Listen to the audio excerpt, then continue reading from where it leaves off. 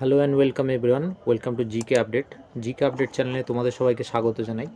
আজকে আমরা 27 নম্বর সেট নিয়ে চলে আসলাম, যেটা আগামী 16 এবং 17 মার্চ যে ফুড এসআই পরীক্ষা হচ্ছে তার 27 নম্বর সেট। তোমরা সকলেই আশা করছি তোমাদের প্রিপারেশন ভালো তোমরা চালিয়েছো। আজকে 27 নম্বর প্র্যাকটিস সেট নিয়ে চলে আসলাম। আজকের প্রথম প্রশ্ন দেখো, বলছে ম্যাঙ্গানিজ, যেটার সংকেত আছে Mn, এর আকরিকের নাম কি? ডোরালামিন, সিনাবার, পাইরোলুসাইট না পিচ ব্লেন্ড?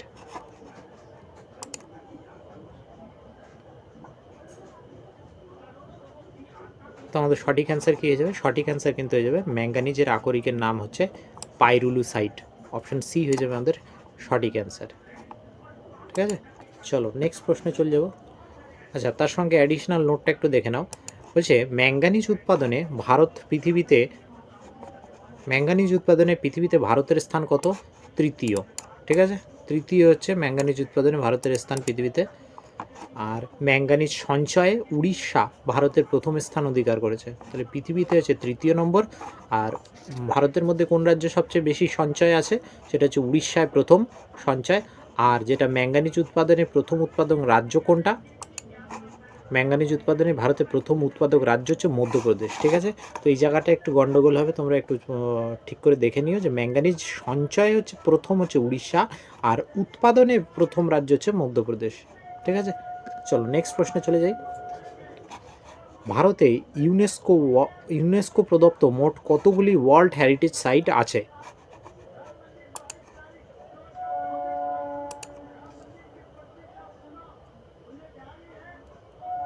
তো আমাদের সঠিক অ্যান্সার হয়ে যাবে কি? ইউনেস্কো প্রদত্ত ভারতে এখনও পর্যন্ত মোট 42টা ওয়ার্ল্ড হেরিটেজ সাইট আছে 2023 অনুসারে। ঠিক আছে, 2023 অনুসারে কতগুলো? মোট 42টা রয়েছে ভারতে। চলো এর সংক্রান্ত কিছু অ্যাডিশনাল নোট দেখে নাও। বলছি ইউনেস্কো এর ফুল ফর্ম কি? United Nation Educational Scientific and Cultural Organisation. ঠিক আছে, ইউনেস্কোর ফুল ফর্ম হচ্ছে United Nation Educational Scientific and Cultural Organisation. ইউনেস্কোর সদর দপ্তর কোথায় অবস্থিত? ফ্রান্সের প্যারিসে। ঠিক আছে, প্যারিস শহরে ফ্রান্সের। প্রতিষ্ঠাতা হয় কত সালে? 1945 সালে ইউনেস্কো প্রতিষ্ঠা হয় এবং 2023 সালে পশ্চিমবঙ্গের বীরভূম জেলার শান্তিনিকেতন হেরিটেজ সাইটের তকমা পেয়েছে। ঠিক আছে, 2023 সালে পশ্চিমবঙ্গের কোনটা ওয়ার্ল্ড হেরিটেজ সাইটের তকমা পেয়েছে? এটা কিন্তু বীরভূম জেলার শান্তিনিকেতন। ঠিক আছে, এটা কিন্তু কারেন্ট অ্যাফেয়ার্সের প্রশ্ন। চলো পরের প্রশ্নে চলে যাব। জাভা দ্বীপ কোন মহাসাগরে অবস্থিত? প্রশান্ত মহাসাগর, আটলান্টিক মহাসাগর, ভারত মহাসাগর না সুমেরু মহাসাগর? জাভা দ্বীপ কোন মহাসাগরে অবস্থিত?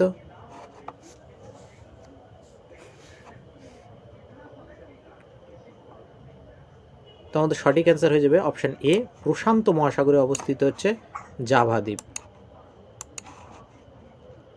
অপশান এ হয়ে যাবে সঠিক অ্যান্সার, জাভা দ্বীপ প্রশান্ত মহাসাগরে অবস্থিত। দেখো কিছু অ্যাডিশনাল নোট বলছে যে পৃথিবীতে আয়তনে বৃহত্তম মহাসাগর হলো প্রশান্ত মহাসাগর। ঠিক আছে, প্রশান্ত মহাসাগরের গভীরতম খাত নাম কি? Mariana trench. ভারতে ম্যাঙ্গানিজ, আচ্ছা এটা একটু ভুল হয়ে গেছে, এটা তোমরা দেখো না, এটা দেখার প্রয়োজন নেই। তো প্রশান্ত মহাসাগর সংক্রান্ত কিছু অ্যাডিশনাল নোট এখানে দেয়া থাকলো। নেক্সট পরে, সূর্যমুখী তেলে কোন অ্যাসিড বর্তমান? টার্টারিক অ্যাসিড, লিনোলিক অ্যাসিড, আচ্ছা অক্সালিক অ্যাসিড নাকি সাইট্রিক অ্যাসিড?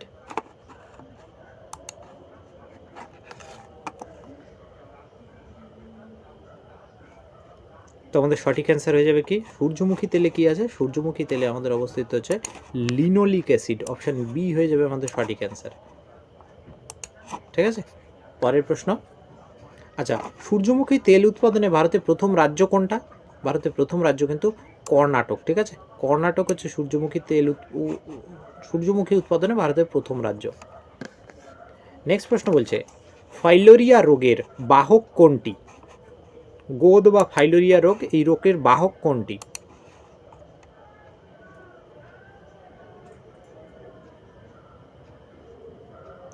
তো আমাদের সঠিক অ্যান্সার হয়ে যাবে কিন্তু কিউলেক্স মশা হচ্ছে গোদ বা ফাইলোরিয়া রোগের বাহক।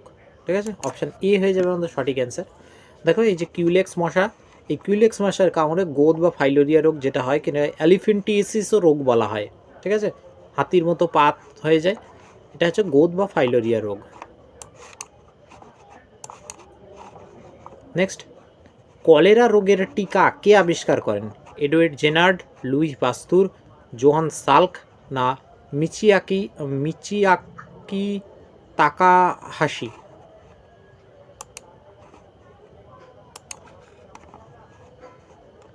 কোনটা হবে সঠিক অ্যান্সার? কলেরা রোগের টিকা কে আবিষ্কার করে? তোমাদের সঠিক অ্যান্সার হয়ে যাবে কিন্তু অপশান বি দাগ, লুই পাস্তুর। লুই পাস্তুর কিন্তু কলেরা রোগের টিকা আবিষ্কার করেন। দেখো এখানে অ্যাডিশনাল নোটে দেখো বলছে কলেরা রোগের জীবাণুর নাম কি? জীবাণুর নাম হচ্ছে ভিব্রিও কলেরি। আর কলেরা একটি জলবাহিত রোগ এবং এটা কি ঘটিত রোগ? এটা কিন্তু একটা ব্যাকটেরিয়া ঘটিত রোগ। অনেকে কিন্তু কলেরাকে প্রোটোজোয়া, ব্যাকটেরিয়া না ভাইরাস ঘটিত রোগ এরকম যদি প্রশ্ন দেয় তো মাথায় রাখবো এটা একটা ব্যাকটেরিয়া ঘটিত রোগ কলেরা, ঠিক আছে, প্রোটোজোয়া ঘটিত নয়। পরের প্রশ্ন, পারমাণবিক চুল্লিতে বিকিরণ প্রতিরোধ করতে কোন ধাতু ব্যবহার করা হয়? পারমাণবিক চুল্লিতে বিকিরণ প্রতিরোধ করতে, তেজস্ক্রিয় পদার্থের বিকিরণ প্রতিরোধ করতে কোনটা ব্যবহার করা হয়? তো সঠিক অ্যান্সার হয়ে যাবে কিন্তু অপশান ডি, সীসা ব্যবহার করা হয়। ঠিক আছে, সীসা, যেটাকে লেড বলা হয়। পরের প্রশ্ন, বাংলায় ওয়াহাবি আন্দোলনের নেতৃত্ব কে দেন?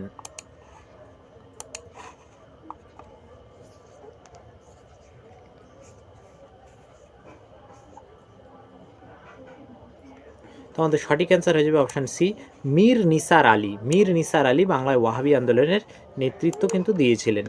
দেখো এর সংক্রান্ত কিছু অ্যাডিশনাল নোট বলছে, আরবে আব্দুল ওয়াহাব প্রতিষ্ঠিত সম্প্রদায় ওয়াহাবি নামে পরিচিত। ওয়াহাবি শব্দের অর্থ হচ্ছে নবজাগরণ, এবং ভারতে ওয়াহাবি আন্দোলন শুরু করেছিল কে? শুরু করেন হচ্ছে শাহ ওয়ালিউল্লাহ, ঠিক আছে, এবং বারাসাতের অন্তর্গত নারকেলবেড়িয়া গ্রামে তিতুমির বাঁশের কেল্লা তৈরি করেন। ঠিক আছে, যে আমরা জানি তিতুমিরের আর এক নাম হচ্ছে মীর নিসার আলী। ঠিক আছে, আচ্ছা, উইলিয়াম বেন্টিং 1931 সালে তা ভেঙে দেয় এবং তিতুমিরের মৃত্যু হয়। ঠিক আছে, চলো পরের প্রশ্নে চলে যাই আমরা। বলছি ওয়েলিংটন জুট মিল কোথায় অবস্থিত? ওয়েলিংটন জুট মিল।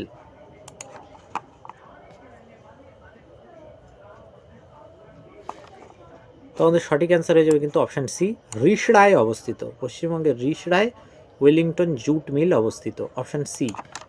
নেক্সট, কোন দিন জলবিষুব নামে পরিচিত?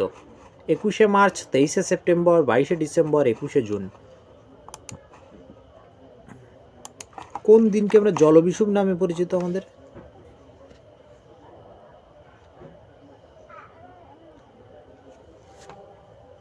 তো আমাদের সঠিক অ্যান্সার হয়ে যাবে কি? সঠিক অ্যান্সার হয়ে যাবে কিন্তু 23শে সেপ্টেম্বর দিনটা কিন্তু জলবিষুব নামে পরিচিত। চলো কিছু এডুকেশনাল নেট দেখে নিই। বলছে বিষুব কথার অর্থ হচ্ছে সমান দিন রাত্রি। 21শে মার্চ এবং 23শে সেপ্টেম্বর সূর্য নিরক্ষরেখার উপর লম্বভাবে কিরণ দেয়। 21শে মার্চ দিনটি মহাবিষুব এবং 23শে সেপ্টেম্বর দিনটি জলবিষুব নামে পরিচিত।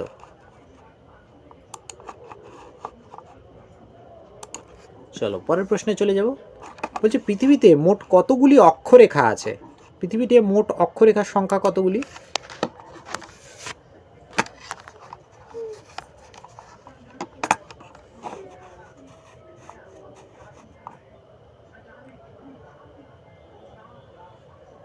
তো আমাদের সঠিক অ্যান্সার হয়ে যাবে কিন্তু পৃথিবীতে মোট কতগুলি অক্ষরেখা আছে? মোট 169টি অক্ষরেখা আছে। ঠিক আছে, পৃথিবী দেখো 169টা কীভাবে? দেখো অক্ষরেখাগুলো পূর্ব পশ্চিম এরকম গোল বৃত্তাকারে থাকে, মিডিলে রয়েছে নিরক্ষরেখা, তাহলে এটাই একটা। আর নিরক্ষরেখা থেকে প্রতি 90 ডিগ্রি পর্যন্ত একটা হচ্ছে এই সুমেরু বৃত্ত, এই সুমেরু, আর এটা হচ্ছে কুমেরু, এই পর্যন্ত টোটাল 90 ডিগ্রি পর্যন্ত 90টা অক্ষরেখা রয়েছে। তাহলে এইখান থেকে শুরু করে এই পর্যন্ত 90টা অক্ষরেখা, কিন্তু এই যে 90 ডিগ্রিতে যে অক্ষরেখা থাকে সেটা কিন্তু দুটো বিন্দু, মেরু বিন্দুতে পরিণত হয়েছে ছোটো, সেই জন্য এই বিন্দুগুলোকে কিন্তু আর অক্ষরেখা ধরা হয় না। তাহলে 90 90 180, 80 থেকে দুটো বাদ দাও, তাহলে কত? 178, আর তার সঙ্গে এই 0 ডিগ্রি অক্ষরেখাটা ধরো, তাহলে 179টা অক্ষরেখা কিন্তু হয়। ঠিক আছে, নেক্সট কিছু অ্যাডিশনাল নোট বলছে, অক্ষরেখাগুলি উত্তর থেকে দক্ষিণে বিস্তৃত, একটি পূর্ণবৃত্ত রেখা। পৃথিবীর মাঝখান বরাবর 0 ডিগ্রি অক্ষরেখা থেকে উত্তর ও দক্ষিণে উভয় দিকে 90 ডিগ্রি পর্যন্ত এরা বিস্তৃত। দুটি অক্ষরেখার মাঝের দূরত্ব 111 কিলোমিটার প্রায়। চলো পরের প্রশ্ন, মৌনা লোয়া আগ্নেয়গিরি কোথায় অবস্থিত? মৌনা লোয়া আগ্নেয়গিরি কোথায় অবস্থিত?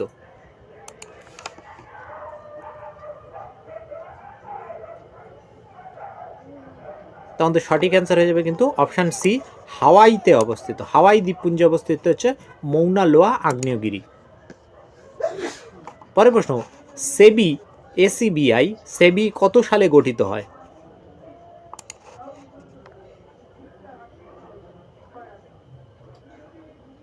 তোমাদের সঠিক অ্যান্সার হয়ে যাবে কিন্তু সেবি গঠিত হয় কত সালে?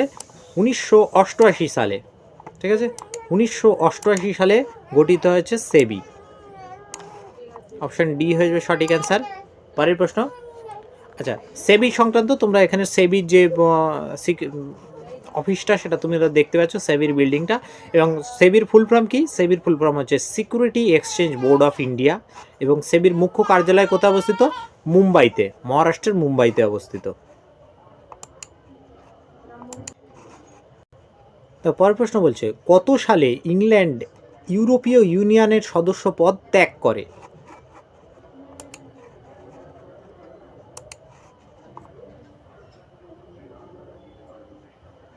তোমাদের সঠিক অ্যান্সার হয়ে যাবে কত?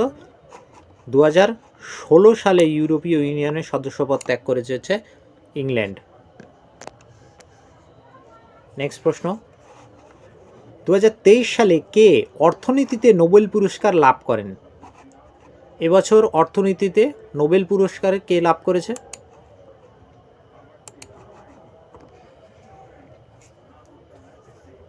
তোমাদের সঠিক অ্যান্সার হয়ে যাবে option A, Claudia golden. Claudia golden যিনি অর্থনীতিতে নোবেল পুরস্কার লাভ করেছেন। দেখো নোবেল পুরস্কার সংক্রান্ত কিছু গুরুত্বপূর্ণ তথ্য দেখে নাও। বলছে 1901 সাল থেকে প্রতি বছর 10ই ডিসেম্বর অ্যালফ্রেড বার্নার্ড নোবেলের মৃত্যুদিনে এই পুরস্কার প্রদান করা হয়। মোট 6টি ক্ষেত্রে, তার মধ্যে কি কি ক্ষেত্র? পদার্থবিদ্যা, রসায়ন, চিকিৎসাবিদ্যা, সাহিত্য, শান্তি এবং অর্থনীতি। এই পুরস্কার প্রদান করা হয়। পুরস্কারটি দেওয়া হয় সুইডেন দেশ থেকে। তাহলে এখান থেকে একটা এই প্রশ্নটা এসেছিল যে নোবেল পুরস্কার কোন দেশ থেকে দেওয়া হয়।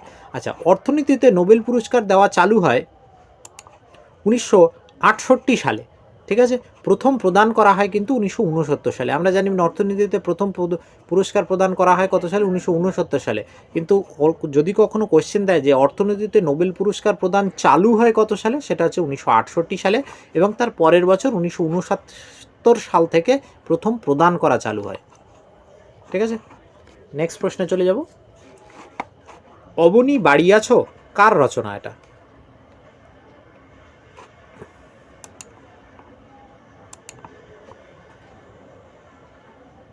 তো আমাদের সঠিক অ্যান্সার হয়ে যাবে কবি শক্তি চট্টোপাধ্যায়ের রচনা হচ্ছে অবনী বাড়িয়াছ।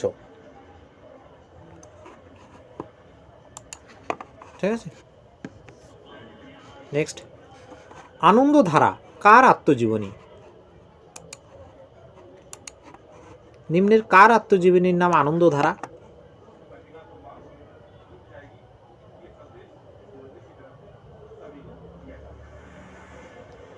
তো আমাদের সঠিক অ্যান্সার হয়ে যাবে অপশান ডি দাগ, হেমন্ত মুখোপাধ্যায়ের আত্মজীবনীর নাম হচ্ছে আনন্দধারা। ঠিক আছে, পরের প্রশ্ন, এবছর 26শে জানুয়ারি প্রজাতন্ত্র দিবসের প্রধান অতিথিকে, এবছর বলতে কিন্তু 2024 সালে, ঠিক আছে, 2024 সালে 26শে জানুয়ারি প্রজাতন্ত্র দিবসের প্রধান অতিথি হিসেবে কাকে আমন্ত্রণ জানানো হয়েছে?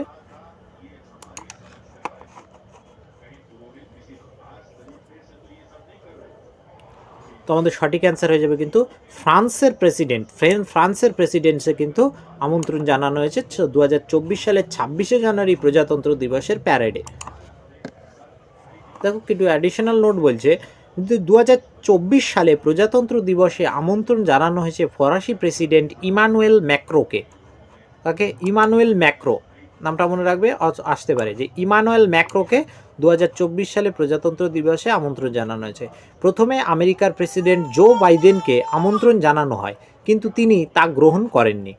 তারপরে ফ্রান্সের প্রেসিডেন্ট ইমানুয়েল ম্যাক্রোকে আমন্ত্রণ জানানো হয় এবং তিনি আমন্ত্রণ গ্রহণ করেন।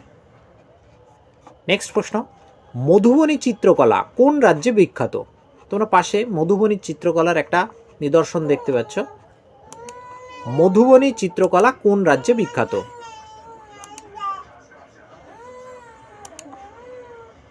তো আমাদের সঠিক অ্যান্সার হয়ে যাবে কিন্তু মধুবনী চিত্রকলা বিহারে বিখ্যাত। ঠিক আছে, বিহারে মধুবনী চিত্রকলা বিখ্যাত।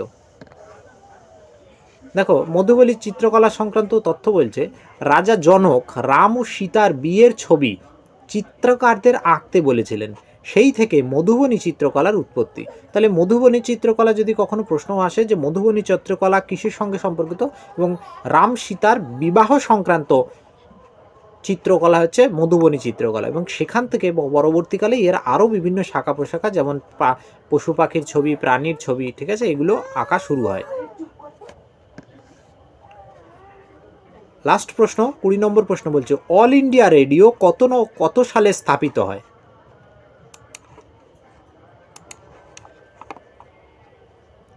অল ইন্ডিয়া রেডিও কত সালে স্থাপিত হয়? তো আমাদের সঠিক অ্যান্সার হয়ে যাবে কিন্তু অল ইন্ডিয়া রেডিও 1936 সালে স্থাপিত হয়। দেখো ফুড এসআইয়ের জন্য এই ধরনের কোশ্চেনগুলো কিন্তু পিএসসি খুব এরকম ধরনের প্রশ্ন পছন্দ করে। ঠিক আছে, তো এই ছিল গুরুত্বপূর্ণ 20টা প্রশ্ন। আগামী ভিডিওতে এরকম আরও গুরুত্বপূর্ণ 20টা প্রশ্ন নিয়ে তোমাদের সামনে হাজির হব। সেই পর্যন্ত তোমরা অবশ্যই ভিডিওটিকে দেখবে শেষ পর্যন্ত, এবং চ্যানেলটিকে অবশ্যই যারা নতুন সাবস্ক্রাইব করে দেবে এবং একটি লাইক করে দেবে। তো আজকের মতো এই পর্যন্তই, দেখাচ্ছে আগামী ভিডিওতে। ধন্যবাদ।